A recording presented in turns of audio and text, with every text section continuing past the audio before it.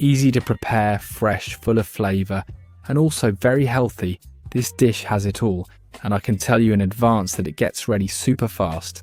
Just half an hour, and it's done. Wow, this looks amazing. You have to make it. Good morning, I'm Vitty, and this is Grandma's Kitchen, and today we're making a cold dish. It's quick to prepare and turns out spectacular. Alright, let's get started. Here's the first ingredient. A leek. It couldn't be easier. We're going to make 2 cuts like this and chop it up, so we'll get small pieces. Let's chop it well. Once you have it ready, go to a pan where you'll melt 20 grams of butter and saute this leek. How long is it going to take you? Well, about 5 minutes on medium heat, stirring constantly. Then you add 300 grams of spinach.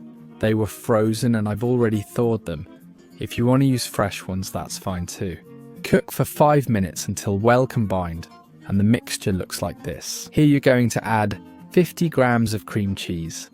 I warn you, we're going to use cream cheese a lot of times. It'll look like Paco Ranchero's oil sandwich. Next ingredient, smoked salmon, super flavorful. 50 grams and another 50 grams of cream cheese. What for?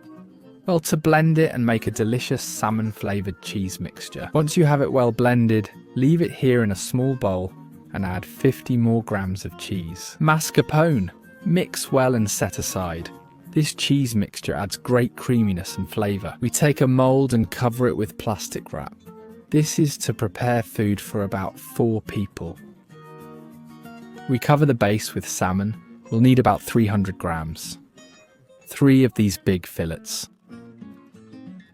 You place them down there and this step is done. We keep mixing cheeses, 50 grams of cheese mascarpone, and with fresh parsley, about 1 sprig. We mix it really well there, and then we go straight to the sandwich bread. I'm going to use 4 pieces. We spread it on one side and that's it. That's it. And do you know where this delicious bread is going to go? Well, yes, you guessed it. It's going to go directly on the salmon. Here it goes. Be very careful because the cream goes to the bottom. See my mould? It's about the size of 2 slices of sandwich bread at the bottom, so be careful. Don't get confused. It's important. We have our perfect spinach. We give it one last stir so it loses some of the heat, and then we go back to the mould. We cover it with a generous portion of our spinach. How generous? Well, that depends on how much you like spinach. For my kids, just a touch would be enough. And for me, since I really like it, a good heap. Place it on top and spread it out well. There I have it. Let's continue. Now we'll go with the other cheese mixture. The one with the salmon and the 50 grams of mascarpone, which we had set aside, kept safe. Spread it on both sides, so do whatever works for you to avoid getting your hands dirty, but you need both sides well covered. As soon as you have them ready, place them on top of our wonderful spinach mixture, 1 and 2, and this is almost done. Touch up the top so everything is nice and creamy, and if you need a little more cheese, don't hold back. Man, just add it. And there you go, come on. And now with the plastic wrap we've put on, we close it up nicely so it's tight, and we put it in the fridge or refrigerator for at least an hour.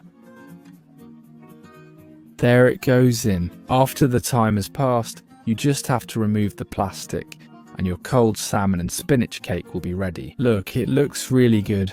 Well, let's go to the table. I'll show you a view of the whole product. And now I'll cut a slice so you can see the inside. With the creamy sauce, with the vegetables, and with the wonderful little fish. That's all there is to this cold salmon and spinach cake. Who could make it more spectacular?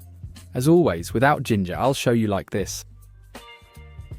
What is it? This is the best way to see it, you see. I've added some pepper berries to give it a spectacular final touch and to surprise everyone at the table.